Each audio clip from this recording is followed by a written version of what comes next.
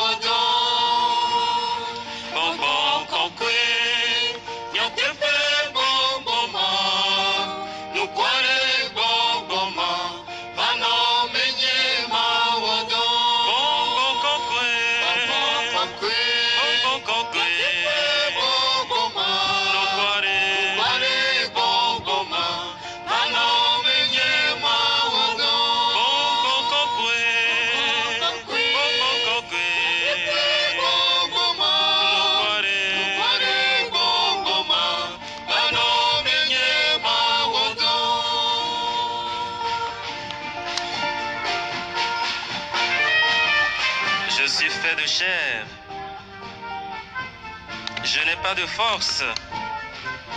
Dieu, prends pitié de moi. Demeure en moi pour que je puisse travailler. Esprit Saint, Esprit de vérité, de justice, viens demeurer en moi pour accomplir la mission. Esprit Saint,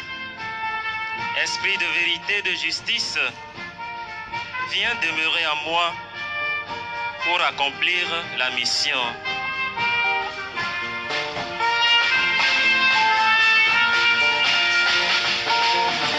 Si l'oncle voit m'aimer, nous sommes l'enseignant.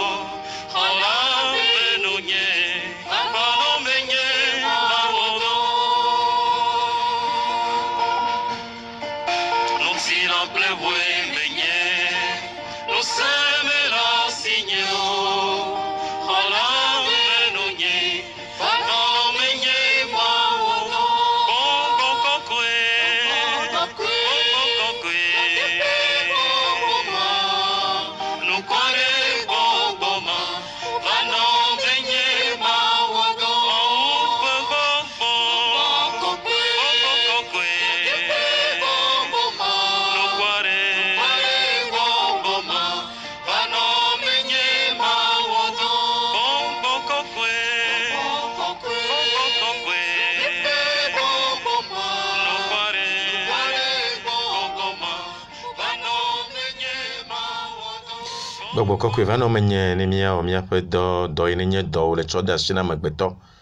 Seigneur Esprit Saint, viens habiter nos vies réellement. Viens animer toi-même Seigneur Esprit Saint cette émission. Nous remercions le Seigneur qui nous accorde encore cette vie. Et nous prions particulièrement pour ceux qui aujourd'hui ont quitté l'Église et qui s'adonnent aux dieux mortels, aux êtres humains, à chacun de voir de qui il tient l'existence et le mouvement, et de revenir vers le Créateur du ciel et de la terre, et de penser vraiment pourquoi il est né, et de revoir sa vie si réellement il est dans la mission que le Seigneur lui a confiée. Parce que nous tous, nous avons du prix aux yeux de Dieu. Et nous tous, nous aspirons à un bonheur éternel. Le monde est devenu un monde pervers. Un monde où la vérité n'y est plus. Un monde où la vérité est appelée mensonge, le mensonge est appelé vérité. Un monde si bousculé. Un monde où rien n'est plus à sa place selon l'ordre par lequel Dieu l'a destiné. Brièvement, Satan fait de dégâts. Et il a tellement de tentacules pour pouvoir dissuader l'homme et le retirer de son Créateur de manière subtile. C'est pourquoi Jésus nous demande d'avoir les yeux ouverts et de rechercher les choses d'en haut, et le reste nous sera donné par surcroît. Quelle est notre mission? Est-ce que nous accomplissions cette mission? Est-ce que ce que nous faisons aujourd'hui nous fait du bien, nous met en paix, là où nous sommes? Est-ce que nous passons notre vie pour servir les autres? Ou bien nous passons notre vie pour servir le monde? Et nous sommes là à servir, je dis, les autres, plutôt de les servir. Est-ce que nous avons réellement la paix dans tout ce que nous faisons? Je crois que dans l'Acte des Apôtres, chapitre 10, verset 38, il est dit là que Jésus passait son temps à faire du bien. Je cite, « Vous savez comment Dieu a un, du Saint-Esprit et de la force, Jésus de Nazareth, qui allait de lieu en lieu, faisant du bien et guérissant tous ceux qui étaient sous l'emprise du diable, car Dieu était avec lui. » Est-ce que j'ai l'Emmanuel avec moi? Est-ce que c'est lui seul, mon maître, mon libérateur? Ou j'ai d'autres dieux dans ma vie qui peut être l'argent, le pouvoir et le sexe? Est-ce que dans ces idoles où je me trouve aujourd'hui, je nourris d'espoir que je pourrais m'en sortir? Est-ce que j'ai de remords pour revenir vers ce qui fait ma paix? Ou bien je suis ceux qui disent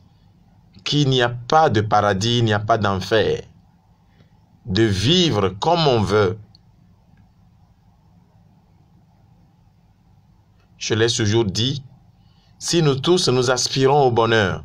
à la paix véritable, cela veut dire que la paix existe réellement et la paix existe quelque part. Et Jésus vient nous révéler justement le Père et comment qu'il est amour et miséricordieux et qui nous prépare une place où nous tous, nous devons lutter se faire violence et y entrer, là où il n'y en aura plus des pleurs ni des grincements de dents, là où tout le monde aspire. Et je dis souvent, si le mouton a envie de l'herbe, cela veut dire qu'il y a de l'herbe quelque part. Si l'homme aspire au bonheur, cela suppose qu'il y a du bonheur qui existe. Et Jésus nous a montré le chemin. Lorsque il a pris chair à la Vierge Marie, il a pris toute notre condition humaine, sauf le péché, nous montrant ainsi comment retrouver notre filiation avec le Père. Mais de ce côté, à côté de cela, existe le mal, qui est Satan, et qui chaque jour essaie de présenter les biens de ce monde. Chaque jour, tout ce qui brille n'est pas or, mais c'est ce que les êtres humains aiment bien. Et nous sommes tous presque devenus uniquement des terrestres. Là se trouve le danger, et qu'il n'y a pas une paix intérieure. Il n'y a pas une paix véritable en nous, mais comme la parole de Dieu le dit, on s'obstine dans le mal, et la parole de Dieu dit, ils ont des yeux, mais ils ne voient pas. Ils ont des oreilles, mais ils n'entendent pas. C'est pourquoi l'homme peut facilement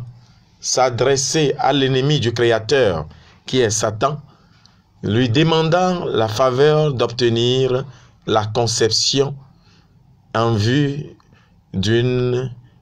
bonne naissance.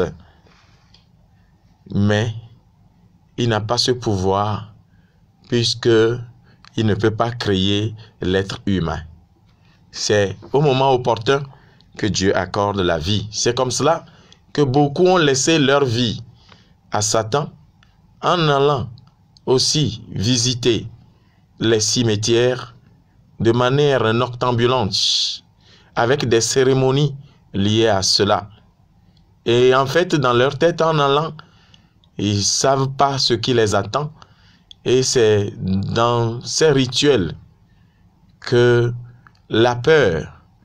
les envahisse. Et à travers cela, le démon s'investit réellement dans la vie de cette personne, parce que elle-même est venue jusqu'à lui, là où il demeure. D'abord les cimetières ou les dépotoirs. Je rappelle dans cette émission que Satan ne peut jamais réconcilier l'être humain. Satan ne peut jamais nous réconcilier parce qu'il n'est que diviseur, il n'est que voleur, il n'est que tueur, il n'est qu'un assassin. Quoi? Qu'est-ce qu'il est encore? Vous savez bien. Ou d'autres sont conduits vers les eaux pour des offrandes aux eaux. Je vais nommer les lagunes, les rivières, les fleuves, les mers, les océans, tout cela qui ne sont que des créatures de Dieu, ou des monticules de terre à qui on doit offrir des sacrifices, et ainsi, pour demander des faveurs, ainsi, ce qui advient par après, avec ces conséquences qui sont si lourdes. Et je prends un exemple seulement d'un enfant qui est né suite à ces pratiques. Un enfant qu'on croit obtenir auprès des eaux à travers des sacrifices énormes, des frais énormes. C'est vraiment coûteux. Et au bord des eaux, on confie le sein maternel à ces forces sataniques qui ne peuvent sauver. Ainsi, beaucoup en sont devenus aujourd'hui malades. ou bien détruit par les forces du mal. Et se libérer de ces liens, c'est tellement difficile et compliqué. D'autres, dans les loges que j'appelle simplement fétichisme moderne, arrivent à lier leurs enfants à vie. Même ces enfants baptisés sont dans les liens, puisque Dieu effectivement a brisé les liens, mais dans l'élan de foi en Jésus-Christ, il y a des chutes énormes, il y a des peurs qui les envahissent, et cela fait que la personne retourne encore à des liens ancestraux, à des liens familiaux,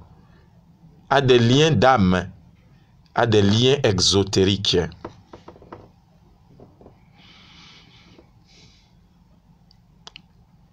Et tous ces enfants qu'on croit acquérir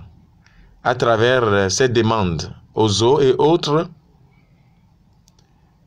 prochainement je parlerai des conséquences aussi si graves et dans la vie de ces personnes. Et il y a deux grandes forces. Celle qui est à la tête, qui surpasse tout, qu'on nomme Satan, ou le dragon antique, ou bien le serpent antique. C'est lui qui est à la tête de tout. Et les autres anges, que nous appelons déchus, que nous appelons le démon, et puis voilà, qui sont là et qui veulent prendre la place de Dieu, qui croient nous obtenir les biens de ce monde. Or, les biens de ce monde ne viennent pas d'eux, et ils ne sont pas aussi les détenteurs. C'est aux hommes que Dieu a confié de garder les biens de ce monde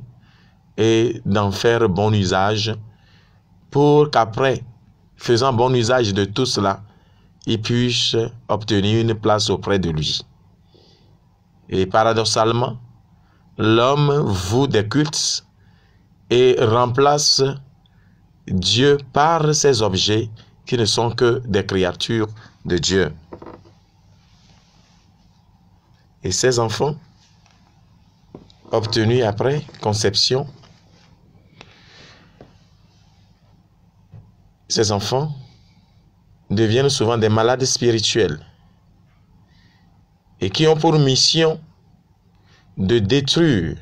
et cette mission qu'ils reçoivent des forces auxquelles leur père ou bien leur mère les avait voués depuis tout petit, le sein de leur mère, ou bien même avant même leur conception, lorsque la maman s'est confiée à ces forces de la nature. Et ces anges déchus que nous appelons les vaudous chez nous, sous d'autres cieux, c'est sous forme des esprits qui se disent présents dans la vie des personnes. Je me suis dit que aujourd'hui dans cette émission, je serai vraiment un peu laconique et vous laisser la parole pour poser des questions parce que vous me l'avez demandé. Nous vivons longtemps. Matobelo onayamea maglo de komije gome alo enyo sugbole yenu lo wa megbeto alegbegbe kike jagudu eye onaya dibe ya glonami be elebe mi ameyo mi le yo mi ko be Kristo to ami atro jime 20 alegbegbe mi pa gbenono na me mo po Jesi Yesu Kristo ameyo gbale chagla la chan ameyo pata gbale nu potu me ameyo no tro si le ma unyanchi abale ye satana wonene a no po mi ba gbenono ko wa te ma je ma yo me vovo ma lewo va jogbe voento me va me be ameyo bo yo je Yesu Kristo me na church gasia game no va lo ba gbe me po nyo de no kaka la bi orokio benare ne le nene made le ke transbolo han la te trojimo ma te trojimo re ela bena mawu yido mi ekpolo mi mi kpero ko ka kare jire kama chu gbona mi le kpodon me amene be trojime be yenye Kristo to bena yo no vedu subo me chan eye obe yeme gbale nu mamo eye ne tsi ŋutɔ gɔ xa wo gba yɔ nɛ le aƒe godo alo woayɔe be ne va no ava wɔ nu ya kple keme nene be amea nyateƒe be gbenu le wo gbɔ vɔ ne gbenu le nene be nu gbɔ vɔ le nɔ agbe abe nene be nua ne ari enye Kristo tɔ le be yina tsɔtsi be ye ŋgba le dekɔnu be neke gbɔ ye nyawo le dzo le wo gbɔ vɔ agbenɔnɔwoa dzo sɔ kpakple ame yiwo ne le nene ƒe agbea ɖe kema ɖe vovototo kae la nɔ mia ade mia ɖeke woado vovototo le mia me ɖo ye me le gblɔ na mia dometɔ geɖe be mia se egbea be be Satana be le gbenu le ye gbɔ le dzo le dzilawo be nusesewo gbɔ pɛpɛpɛ le wɔe nyuie ye le bu be ye ma le wo wa ye nya fi ke ya le wo le nya yo gblɔ na dzedze ma fi ma ye nye me yo kata be mi trɔ dzime afi mi gena le ye ya ye nyi be ma tsɔe kpɔ ɖe nu me lo be le be nye nyɔnuvi eye le be dzo le aƒe be nuwo gbɔ le dzava ɖe srɔ̃a le ɖe srɔ̃ si gbe bena leke ye ame yo subɔna trɔ ve dua ne o tsa le ɖe srɔ̃ si gbe be wo nene ye gasia game la be nu le ye wɔm leke nu ma wɔ ɖo tsitsi do lo be ne tri dangba tsɔ aɖu ma me le be yi tri da vɔ le be atsɔ aɖu ma mea ne me nya wo le be tsɔ aɖu te ɖe lã dzia eƒu edan be ƒu yi ne le dodome nea aɖuwo la be nyigliwo la be tui ne nyigliwo tui aɖi la si o ne Kristo tɔ ɖe be yi trɔ dzime ye trɔ dzime nyawo ne la be ɖe srɔ̃a ma gba ɖe srɔ̃a be xexemetɔ wo ne o ma gba ɖe srɔ̃a be trɔ̃subɔla wo ne o fi ye mia kpata mia ba gbea gble lea ye ma ye Satana be nonɔ yi fa ye nya fi le wo le gbe le srɔ̃ ma ɖe ma ne nyuie gbɔ wo le na me geɖewo le egɔ nyi be gododo kpakple ŋutu eye ma gba gblɔ ne mi le fi egbea be ame gbogbotɔ no trɔ kpɔ woƒe agbenɔnɔ le akpa ka godzi o Satana nya nena be miaba ƒe me nusese yawo le mami vevetɔ nye gbɔgbɔ baɖa ɖe yi ne tsɔna enu c'est-à-dire ayi me vivi sese vivi voyawo tsɔ ɖo na amegbetɔ ƒe ŋkume eye wògblɔna be fi ma kpe la le mi le ma eye fi ma ye wòle ame geɖewo ƒu anyi ye ne nye nyɔnuvi le be ya ɖe srɔ̃a le setsia nɔa ne tɔ kudo nɔwo yiwo le trɔ̃subɔsubɔ me woate trɔ dzimea elɔ be ne dzava ɖe srɔ̃ kpɔ la ɖe srɔ̃ le Mawu me leke la ɖe srɔ̃a ɖo ele be hafi ŋutu no va biɔ ta wa kɔndzi li egba nu gbã yi la wɔ me kaɖidzi be menyi be eyi Yesu gbena wɔ ye la wɔ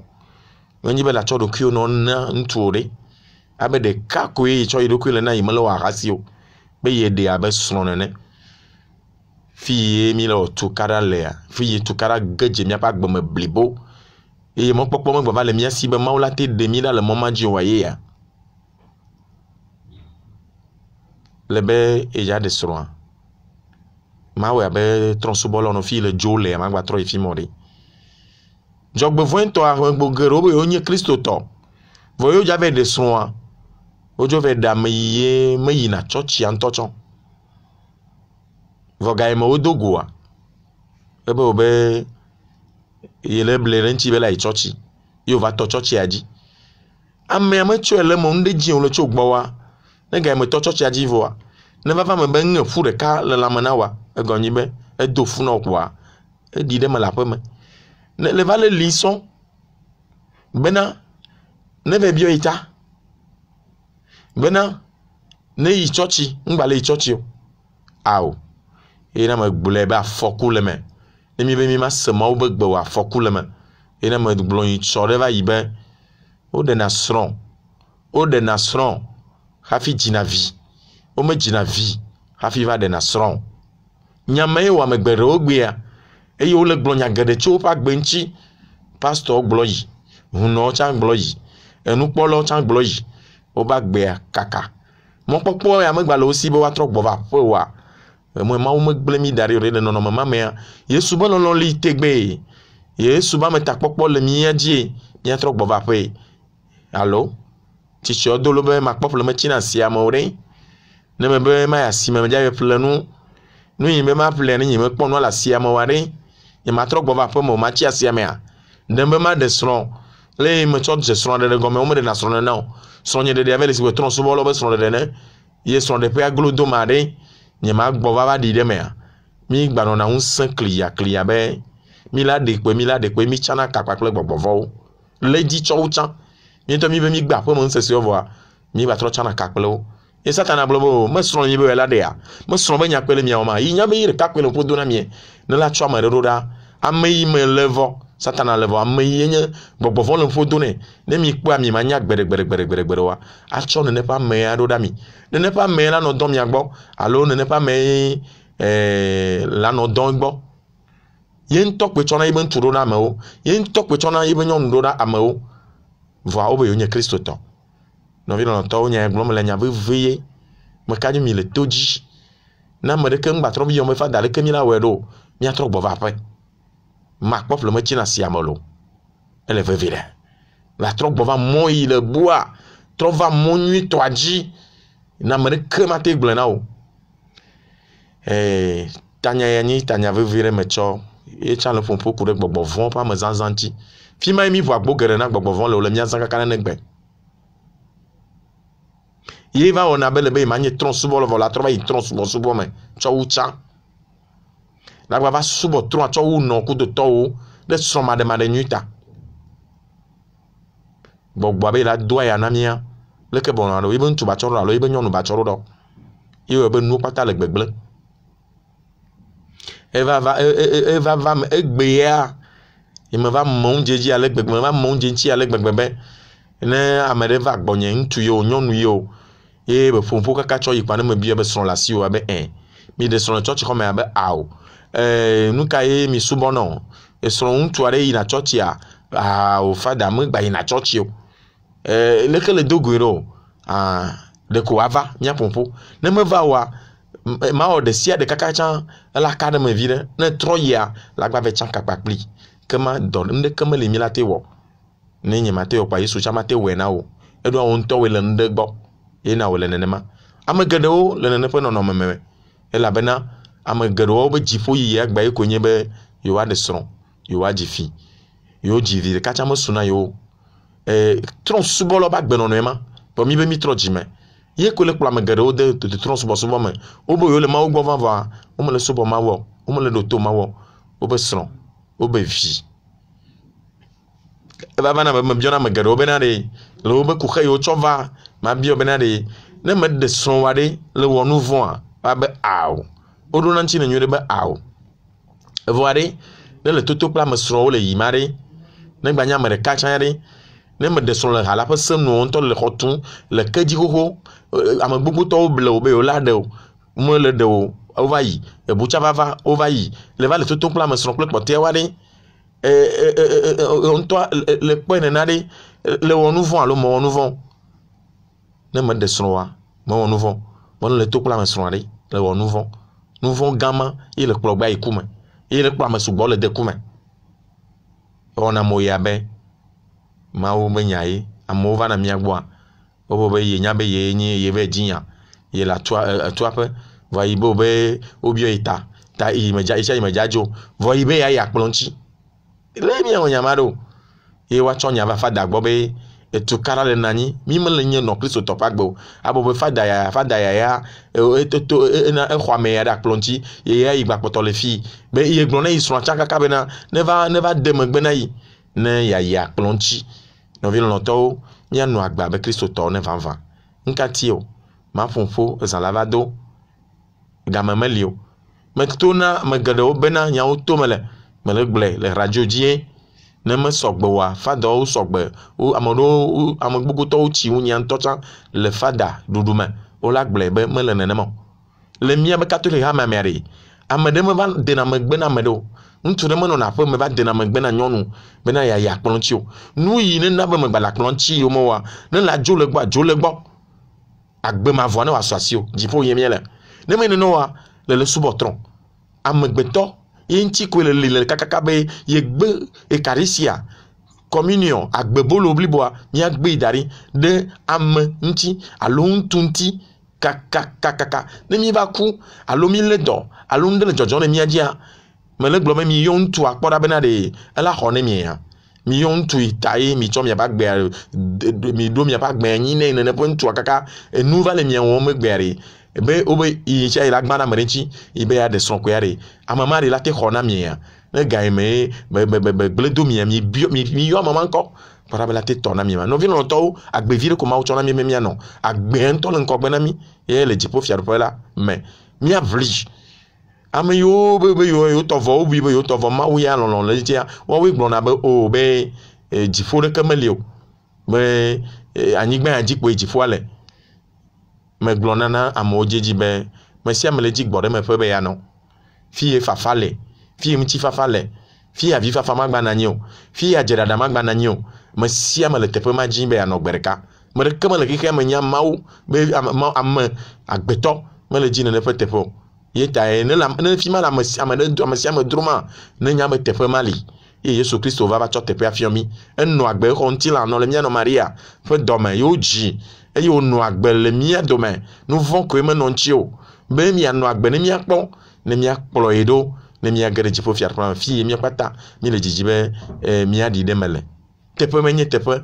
ye gbɔɖemeƒe adzro ame sia me ye ta ye ne gbe le gbɔ dzrom me yeaɖua egɔme be egbe le afi ɖe ne gbe meli oa egbe ma dro gbɔ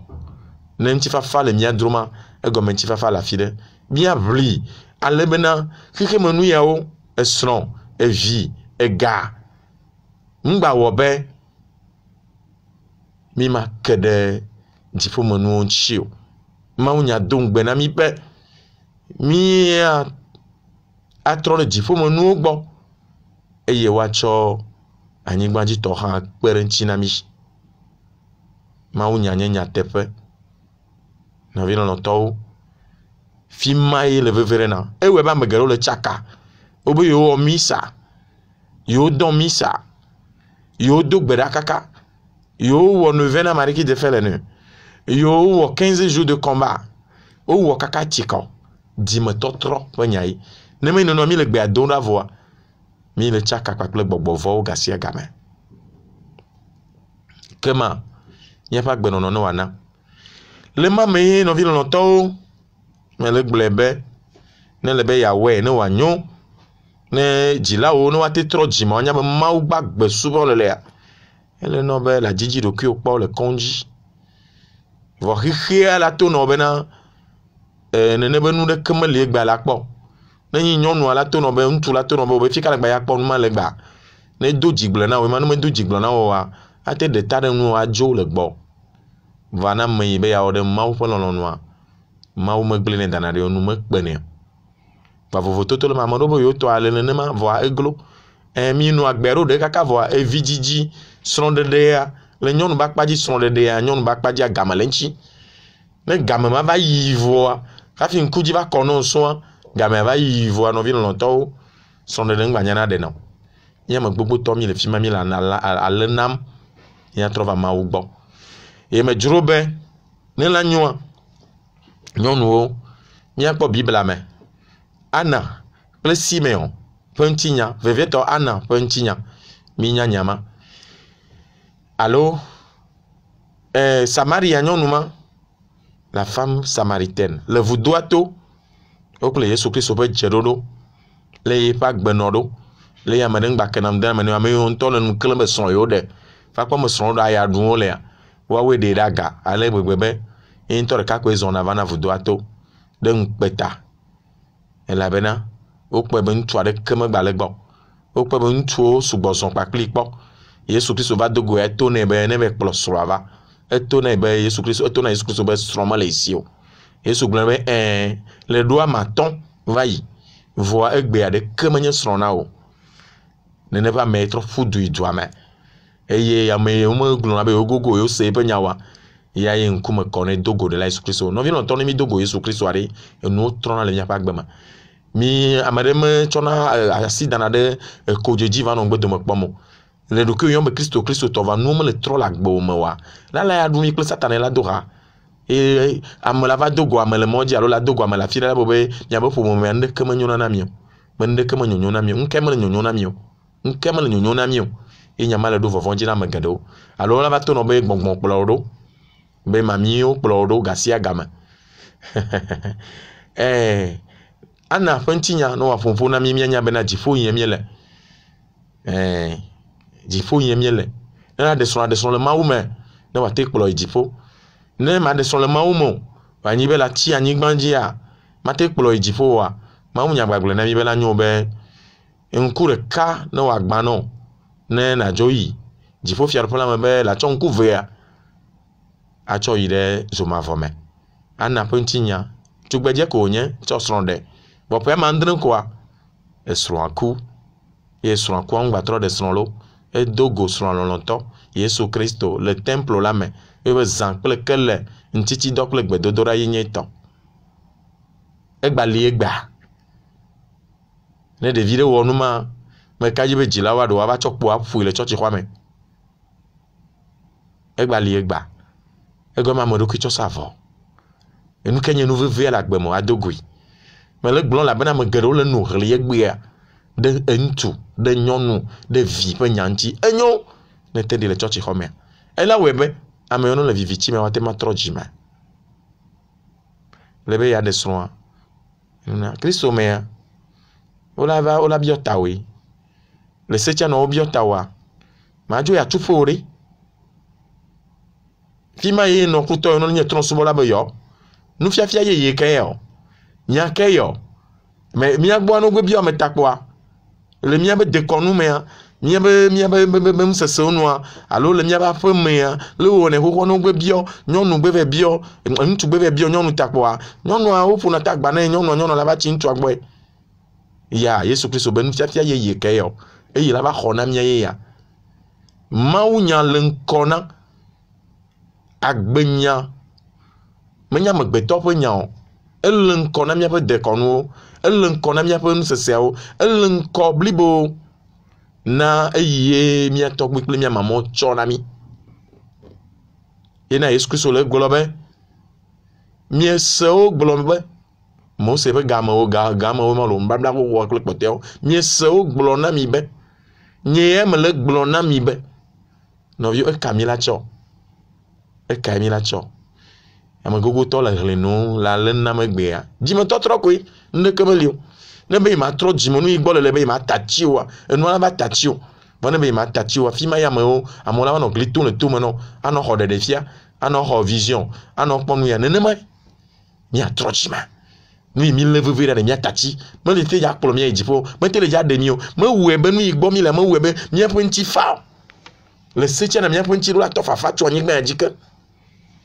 ta ne nɔ kple tɔ ye no le trɔ subɔsubɔ me wa le be trɔ dzimea le de srɔ̃ ŋutsu va biɔ tɔvɔ le nye nyɔnu ŋutsu va biɔ tɔvɔa me kplɔ ŋutsu aɖewo ya tuƒo wo la gblɔ ɖe kpekpe abo me nenema o yi ne ma eye no dza biɔ tawa fada la va kɔnua teƒe anɔ zi me na kɔnua kple susu be ma de kɔnu be neke le akpa ma atsɔ mi atsa ne gbɔgbɔvɔwo wo ma ve kɔ aha ɖe le xɔmɔnu ave kɔ aha ɖe le agbomɔnu kɔ aha ɖe le mɔta ne ŋɔliwo tɔ kukua mamawo kukua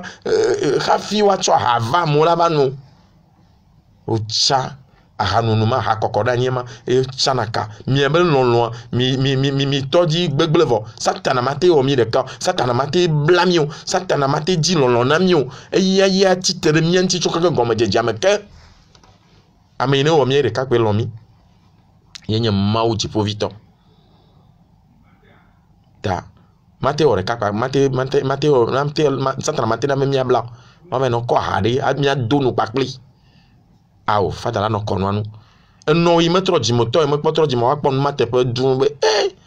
ame yiwo tɔa ye la nye nyuietɔa ye mekplɔ ŋutsu aɖewo dzodzo yi atuƒo wa egɔme nuɖo gbakpɔtɔli ame yi ɖo mi kplɔ mianɔ Maria adzinɔ ƒe adzinɔ agbagbewo ƒe nɔa nyɔnu ma Joseph va biɔ ta vɔ me dzo le Joseph gbɔ dzo ya atuƒo ɖe efui vava be yɔ leke esia la va me esi me nye me dzesi ŋutsu egbe asrɔ̃maɖemaɖe nyuie be mi le tsaka kpakple gbɔgbɔ makɔmakɔ me gbogotɔ ma mi le ƒodo nɔ elabena ŋutsu kpakple nyɔnu be gododoe wɔe ye ɣe ya va ndeke mekpɔ dzɔ azɔli gba le ŋkɔ me gbogbo to kaka o gble do pe gble na o pa gbo me le mo je tan tio parce que ntu kple nyɔnu be gododo le dodo ma dodo nyui to me li wa yeta on po biota o po ma te ya tufore ne jo ya tufore mi ntu ahona communion cha le hona communion if ya ne jojo ve ntu agbare le jo nyɔnu le jojo ve ti ntu agbare da se didi kana mi lo ngbaja ho communion ko agbebolo ngbaja ho yo le de Yesu Christ da le mi yo mi le be lon are le de Yesu Christ da le me azoni zozon gbale Maria me tso ve ti Joseph gbo yo biota ore kwa jila ola ke ya o ma se gomo voa Jessie onye ji me totropo Jessie le dare e go me picos papa npo do ablo enu gere le wa gba wo gbo o va bi o le fi ho gbo o va plo e fi ho be nkume le yo toku no be ye gba yo le fi ho be nkume lo o we vo chan mi po le mi anone nchi o mais bravo e jila jono be vi ya ma wi su mo le anya we church le ya van e church anyu enu anyu mi na mi pe jilo le trojimo bo mi le yo mi aro ko be Kristo to e ma me gbe voa wa ba de mi le church ko me e go me fa do kplo na me e go mi ne gbogbo me be ka de li bla me de le mi ado me e kamala chu khafi mi ave de son ne fa da kplo mi tutu po e voe nka wa gbe ma vivi na mi o ma wi ne wo mi le yin to no manu si anu e tue da si na mi ya pa gbe la vivi kwe wa mi me zon li ma wo wa no vi lon to amegede o here megbe o ti megbe va ma wo megble mi di o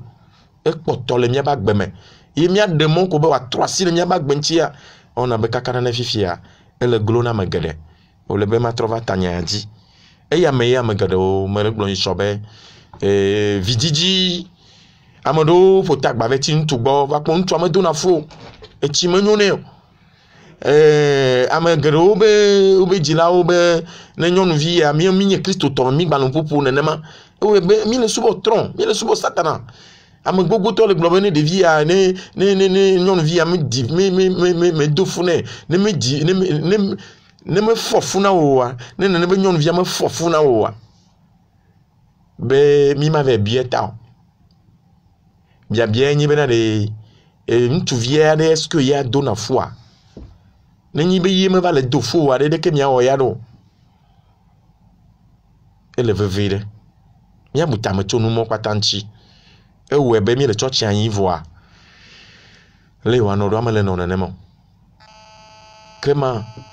ne va me be vidiji be nya e va we be gbogbo o ba dora kpakpla megado o va bobo yo yigbeto gbo fi ya megbobo to chaka kpakpla mami le ma egbeto gbo wa wadina yo megbobo to adi yo kwa o la va po ho kwin ne fa di yame alo conclusion ne fa di yame alo gavi bag le ne fa adi yame no wale enu pote o obe gbeto we o le yin kaka o va po o le setia na fi yo le ave tron subo yi te po ma manyem agbeton tok pe le futu kara donne do kui ye vidijia ye wonebe e do yo cho yi vedupe o cho yi togbo o savo le togbo o chanu yo tobo no chana yi e tomo fo na fo e gabe damo fo na fo satana gbeme le si o le setianu o chonya yine e hodoa ne game maun to ba dro cho vina me ya yema e yama gba tegbere ji ba pa meji na dewo agbeto ko baji satana waji satana mate na vio maun to pe domenyo ipe game va soa e va na via wa no abe cho doa cho ya ne va ji via mamila ploviado blibo yembe le have enchi mo pompolo ncho kaka cho yibe ne be viwa wa no acha le kame ndeke nu sam glena do kaka o choma na yome no mo trojima wa vio va dia e de vio pe aje mi ona ba je gbogbo vonton to e pe na lo me chowu nde pepe kwa mi ali le fima incho ma va vaji ma gblɔ nu yi ne mami ye no tsɔ vivi ɖevi wo tsɔ ve tɔgbɔ ve bie enuma ne nu yi o hena va na le ame ma gbe me kakaka ne srɔ̃ɖeɖea ete ɖena srɔ̃a ela te ɖea ewɔna dɔ ɖea le agbe mea elabena nu yi wotsɔ ve dɔa ve na enua tagbɔ mele si o c'est-à-dire satana susu mele xɔxlɔ mele si o womewɔ xɔxlɔ ne abe amegbetɔ ne o nene ba mea mewɔ dɔ ɖeke o ɖevi ma be tsitsi mea ma wɔ dɔ ɖeke o nu yi wate wɔ yi kpela nya hasi egɔme me nya hasi axɔ ga ɖu tsã yo ahasi ye awɔe be ama gbɔgbɔawo le amewo me ye fi me ame geɖewo gbia wobe nuwo guda asi ye o edɔ ye o to ma wɔwɔ me gododo nene ƒe nyɔnuwo gododo kple nene ƒe ŋutsuwo tɔgbea ye wɔe be egbea enu gblẽ na wo elabena gbɔgbɔ aɖewo na wo me ye wotsɔ wo wɔna yi be dɔwɔnu bliboe ezãna wo ale gbegbe ale be edzi megbanɔ na wo si o amegbetɔ ƒe dzi megbanɔ na wo si o tamesese satanatɔ vɔ̃ɖi ne nɔna ame me eye ne womekɔ ʋu ɖe anyi o ne womewu amewo womevu o ye kpe nye wobe dɔ de asi womewɔna dɔ ɖeke wo me o womate nɔ atuƒe o womate wɔ dɔ ɖeke o nya gblɔm mele ɖe mia nɔvi lɔlɔtɔwo mi le dogoe gbe sia gbegbe vɔ akpe na Yesu Kristo elabena dɔme nyo ne nyawo fi me la kpɔ Mawu ƒe lɔlɔ le miabe agbe dzi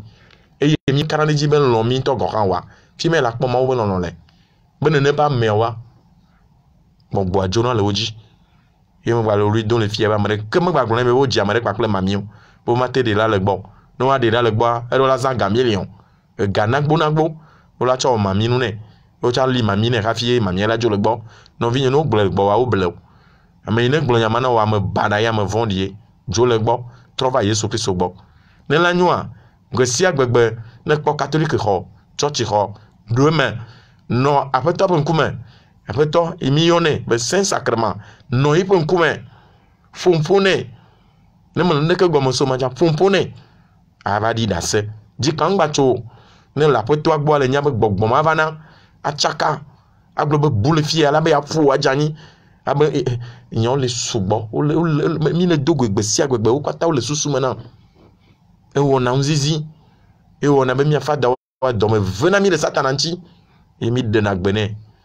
ye wodzona va me sena to no eyina gbatrɔ vana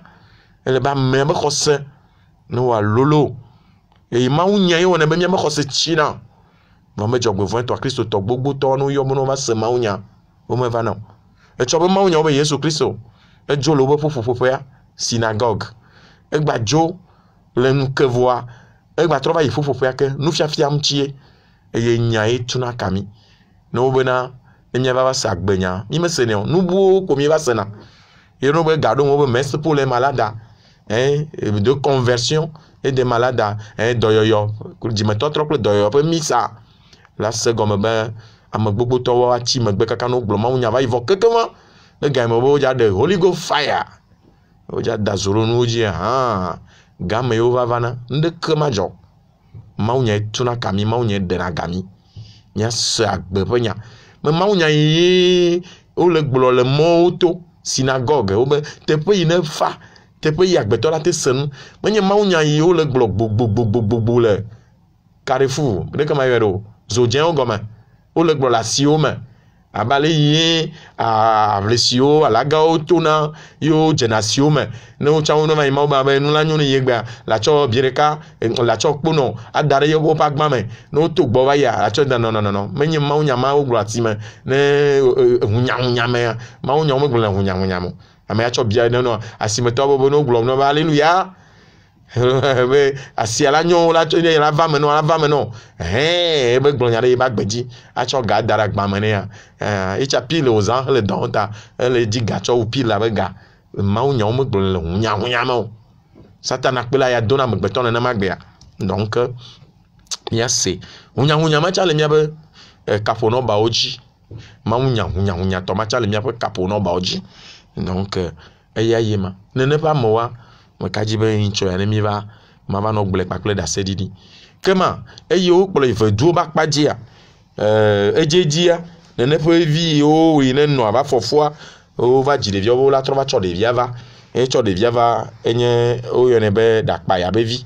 la tsɔ yi ya gbɔ ya me si be mami yi ne kplɔ na me ɖo le ŋdekpekpe mo ŋdekpekpe kpa kplɔ ɖo ŋdekpekpe wɔ ma kplɔ ɖo eya me ɖo lɔki ya tɔ vɔ nene awo ya tɔ ya ne yi gbɔa ye la kɛ kpɔ ba kpɔ ŋkume no tsa la kpɔ ŋkume ne kpa egba gblo da ɖe fi ma donc nu wɔ na nyi be nu yi wa tɔ dzesi abe na trɔ gbɔ va nyi be wa gble da ɖe ta ne ɖevia wo yɔna be ɖakpaya wo me dena ŋdeke le ɖa me na wo egbea ɖakpaya tɔ va sugbɔ gbogbo tɔ ame nye si be ɖeke ŋu gba yina afaka ƒe gbea me ŋutɔ la kpɔ le mɔ dzi akafa tso agbe ŋuti agblɔ nya tso agbe ŋuti nenema ke kpoe ɖakpaya egbe ŋu gba le veduƒe yi me wòa gbɔ makɔmakɔ wɔ ame sugbɔ ame gbogbo tɔ zu ɖakpaya viwo ne mi zɔ mɔ yi ma kaka la zɔ afɔ miniti 2 3 atɔ̃a ɖakpaya viwo sugbɔ le mɔa dzi wo ba gbetsa ne kpɔ wa awo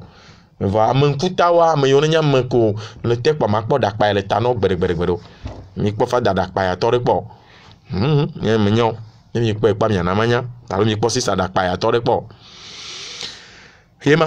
ɖakpaya tɔ sugbɔ le mɔ dzi ya ŋgba nye veduƒe wa yi gba hafi akpɔ ɖakpaya si be ɖeke wo ŋgba yina veduƒe hafi amewo le mɔ dzi le kafa na mi o ye mi kplɔ woƒe nyawo ɖo gble mawu nya da ɖi o ke ma kpoe ɖea ma gblɔ be eya ye ma ɖakpaya vi ma wa ne ɖa me le ta na wo wa va lo ta na wa nɔvi lɔlɔtɔwo me do go ɖeka ɖe va yia nye ma ka va sem na mi o me do go ɖea ma gblɔe kɔƒea me yi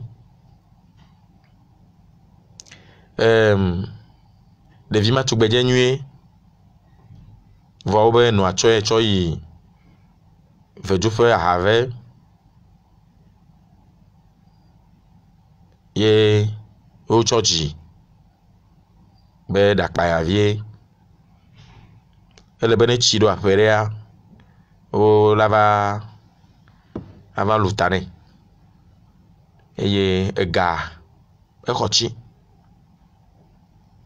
nu ye wa ƒle kple ga ye wa da ɖia ga xɔ tsi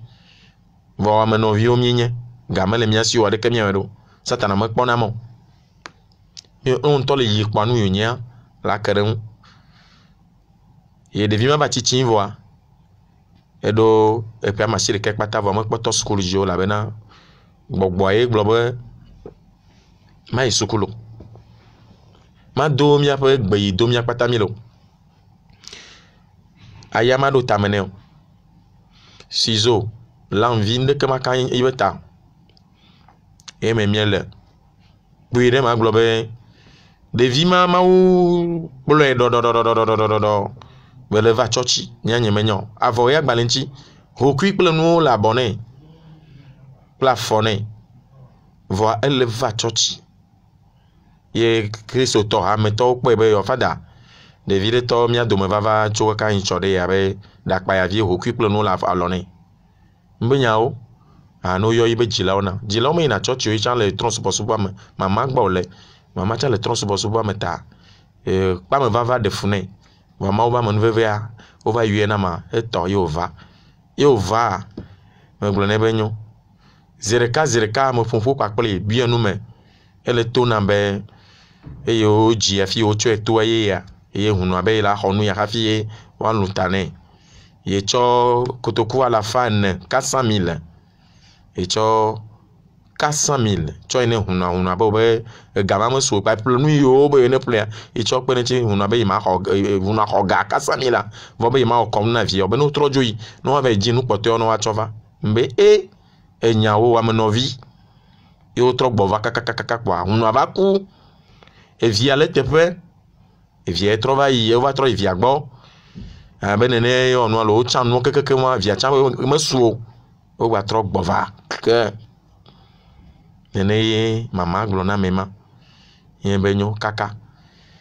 me dzi togbɔ be etsi le ƒe ma me vɔ ame dzi ame ye la ɖo tɔ nɛ ame la ɖu nɔ nɛ ye kabakaba me tsɔ sizo kɔ be nye ŋutɔ me kpana ɖa xoxoa me kpana ɖa na amewo tso gbe ɖe gbe mawo be nunana ye le kaka seminaire me kpana ɖa ne mia tɔwo ye kabakaba me tɔ sizo de tame nɛ eɖa me kpai keke lɔe le anyigba le tsɔtsi xɔa me de mawo tsi ta nɛ trɔ de sukulu zi ɖeka gbe ma gbe ke kaka ne gbe ye kwenya mekene nye top teacher la hoya catholic school ye teacher la hoya o mo ho le CP1 o ho le CP2 zereka egbe ya kajibe le CE2 ma o le doji mi kapono ba le mi agbo nya foka na mo le kamema Capono ba 99 45 46 00. Allô 93 77 50 50. Voilà. Allô. Allô, Radio Maria, nous capons Jésus Christo. Tegbe même. Moi mon assis me tia pe. Non, doma le wale. Pas on va se faire non Dieu. Popular abano biagwa no imeda Vovon mali. Meja kune me de de ba gbo wu ya me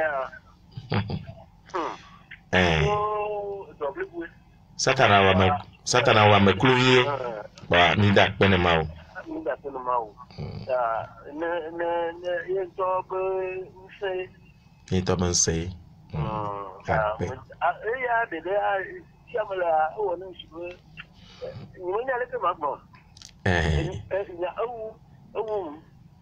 Yesu ona dauma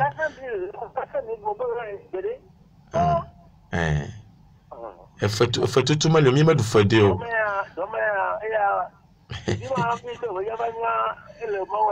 ele ma aussi akpene ma o akpe amen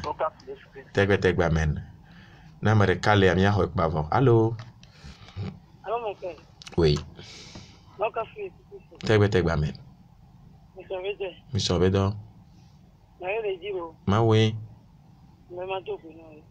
akpe merci et donc c'est mi patalo merci yo no vino lonto mima vovoma nanyo mima nya kluvi na satana mima du fede atu feneo amesia me ne lene ne pono no me ne se ne mi du fede do satana me be Yesu Kristo tu fere miata le me ko ibo bulada nyi e vovoma le mio o bene wo ya nu ye la jorigio ne wo ya e ya chela jorigio a o mo mi na vovon mi atoleme nu yo ma uto na mi adi fada o wona elolo etuna kamo de na gamo blibonyenye me eye amenti kona vovom leo lete sabo gangan lete vedu te lolo ne Yesu Kristo to fada odiko le gbo kwa le vo mama gba le gbo ne menyo le tue na me gbolu mene yo do ki be pastor le choro tue ne pa le don eto amene yi me potro jimo wa maduri gbere ne po agbo wa kaka maduri gbere be ya trojimo e go mi be gbogbo fo na me me fi la to ayi ma le to ma mi abio ma unse kata to be no kpom ya ba gbeta me fofo sugbo zande ya kude esron made nyu be nya ya webe nya me gbedo mi chaka kle gogbovon ichua magba yeji ne ma u demo a mi ayeji mi abio ma unse kata to be ne yira mi adomoto de siade le tola le vila kwa kle gboko la en commun.